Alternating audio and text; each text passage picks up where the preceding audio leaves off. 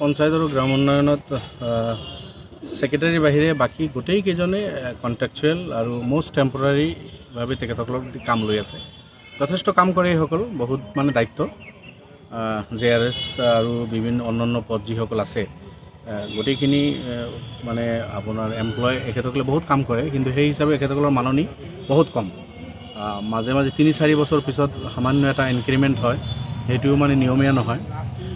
গতিকে এখেতসকলৰ দাবী হ'ল যে এখেতসকলে যিহেতু বহুদিনৰ পৰা কাম কৰি আছে, দীৰ্ঘদিনৰ পৰা কাম কৰি আছে, তেখেতসকলৰ মানে পাৰ্মানেণ্ট হ'ব লাগে আৰু ৬০ বছৰ বয়সলৈকে এখেতসকলৰ মানে পদ সুনিশ্চিত কৰিব লাগে চৰকাৰে। আৰু তেখেতসকলৰ মাননি বা দৰমহা যিটো আছে সেইটো বৃদ্ধি কৰিব লাগে।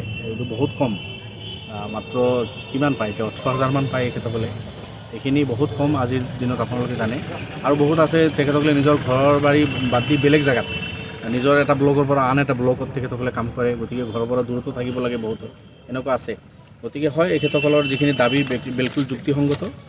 মোক জনাইছে, ইয়াৰ আগতে আমি এই কথা বাৰ্তাখিনি বিধানসভাত উত্থাপন কৰিছোঁ যে পঞ্চায়তৰ এই ঠিকাভিত্তিত মানে যিসকল কৰ্মচাৰী আছে এখেতসকলৰ মাননি বৃদ্ধি কৰিব লাগে, দৰমহা বা এখেতসকলৰ নিয়মীয়াকৰণ কৰিব লাগে।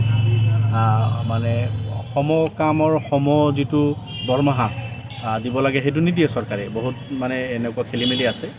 মোক এটা মেমৰেণ্ডাম তেখেতসকলে দিছে, সন্মুখত বিধানসভা আছে আৰু এই কথা বাৰ্তাখিনি উত্থাপন কৰিম, চৰকাৰক জনাম এইখিনি আৰু দিব লাগে। আপোনালোকৰ যোগেদিও মই পঞ্চায়ত আৰু গ্ৰাম উন্নয়ন মন্ত্ৰী ডাঙৰীয়াক কৈছোঁ, আপুনি দৃষ্টি দিয়ক, গোটেই অসমত এনেকুৱা আন্দোলন চলি আছে আৰু এইসকলৰ ন্যায্য দাবী, মই ভাবোঁ এই দাবীৰ প্ৰতি সঁহাৰি জনাই চৰকাৰে ইয়াৰ সঠিক পদক্ষেপ ল'ব লাগে, নহ'লে কামত ব্যাঘাত জন্মিব আৰু এখেতসকলৰ দ্বাৰাইতো আমি পঞ্চায়তৰ কামবিলাক হয়।